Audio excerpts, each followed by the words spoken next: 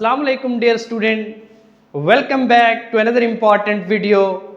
Myself Muhammad Uzair Bloch in front of you, the VN Academy.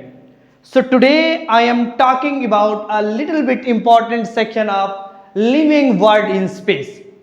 तो बेटा जैसा कि आप लोग जानते हैं कि ये जो लिविंग वर्ल्ड होता है ये इनॉर्मस होता है, बहुत ह्यूज होता है, बहुत लिविंग वर्ल्ड क्योंकि उसमें लिविंग ऑर्गेनिज्म है वो क्या है, ह्यूज है, इनॉर्मस है, बड़ा है। उसमें जो लिविंग ऑर्गेनिज्म है मतलब उस प्लेनेट में रह रहे हैं वो किस तरह है, living organism has been reproducing, वो क्या कर रहे हैं, अपने जैसे जानदार रिप्रोड्यूस कर रहे हैं।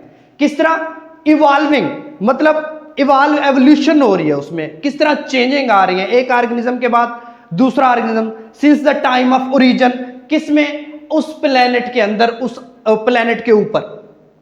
अब ये तो हम देख रहे हैं कि लिविंग ऑर्गेनिजम्स हैं कि वो किस तरह रिप्रोड्यूस कर रहे हैं और किस तरह एवोल्यूट कर रहे हैं एक दूसरे से।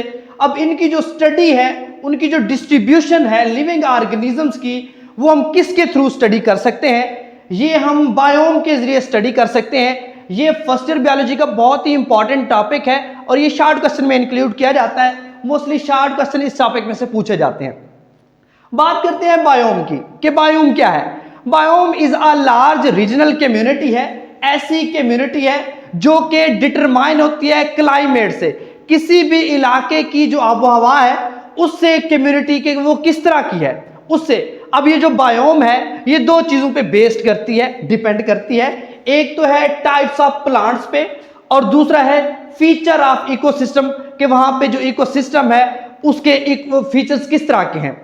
नेक्स्ट हमारे पास जब हम बात करते हैं लिविंग वर्ल्ड इन टाइम की, ये भी हमारे पास लिविंग वर्ल्ड इन टाइम क्या है, ये इवॉल्व हो रहे हैं, इवॉल्व मतलब चेंज हो रहे हैं और क्या कर रहे हैं, डोमिनेट हो रहे हैं। डोमिनेट, ये जो लिविंग ऑर्गेनिजम्स हैं ये किस तरह डोमिनेट हो रहे हैं, मतलब ये किस तरह फैल रहे हैं लिविंग वर्ल्ड में since the time of origin, वो किस तरह ओरिजिन के अंदर फैल रहे हैं in various geological time chart. ये जो जियोलॉजिकल टाइम चार्ट होता है ये उस प्लेनेट की कंप्लीट हिस्ट्री देता है कि एक ऑर्गेनिज्म कब आया, उसके बाद दूसरा ऑर्गेनिज्म कब आया।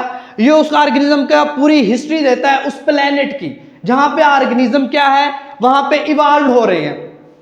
अब बच्चे देखिए calendar events in earth history, अब हमें क्या कर रहा है, ये जो कैलेंडर है जियोलॉजिकल टाइम चार्ट है ये क्या कर रहा है, उसकी हिस्ट्री दे रहा है कि ऑर्गेनिज्म कैसे इवॉल्व हो रहे हैं, किस तरह रिप्रोड्यूस हो रहे हैं।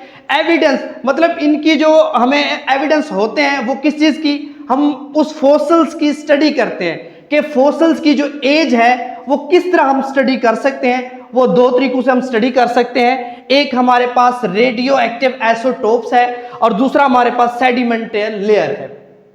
जब रेडियो एक्टिव आइसोटोप की बात करते हैं ये कंपैरिजन होता है between the older layer and the newer layer.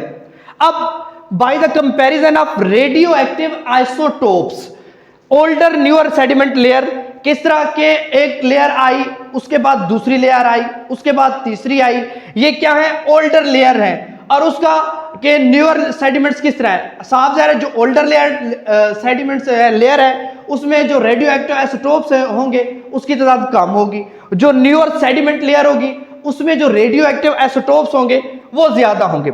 Older sediment layer has less radio active isotope, जो ओल्डर सेडिमेंट लेयर होगी वो क्या होगी, लेस रेडियो एक्टिव आइसोटोप रखेगी।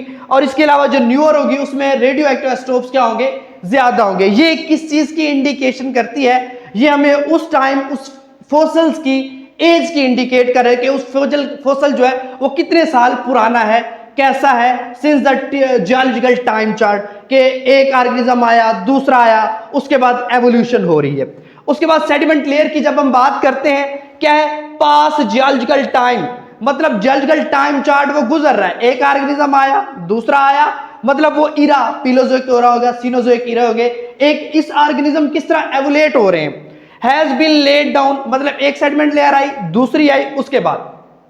अब बात करते हैं ओल्डर फोसिल जो होते हैं ये डीपर होते हैं, ओल्डर जो होते हैं ये डीपर होते हैं। उसके अलावा जो न्यूअर सेडिमेंट ये अपर होते हैं। साफ ज़रा जो ओल्डर होते हैं उसमें सेडिमेंट की तादाद जो रेडियो एक्टिव स्टोव है उसमें कम होगी, और जो नए होंगे न्यू लेयर होगी उसमें रेडियो एक्टिव स्टोव की तादाद क्या होगी, ज्यादा होगी।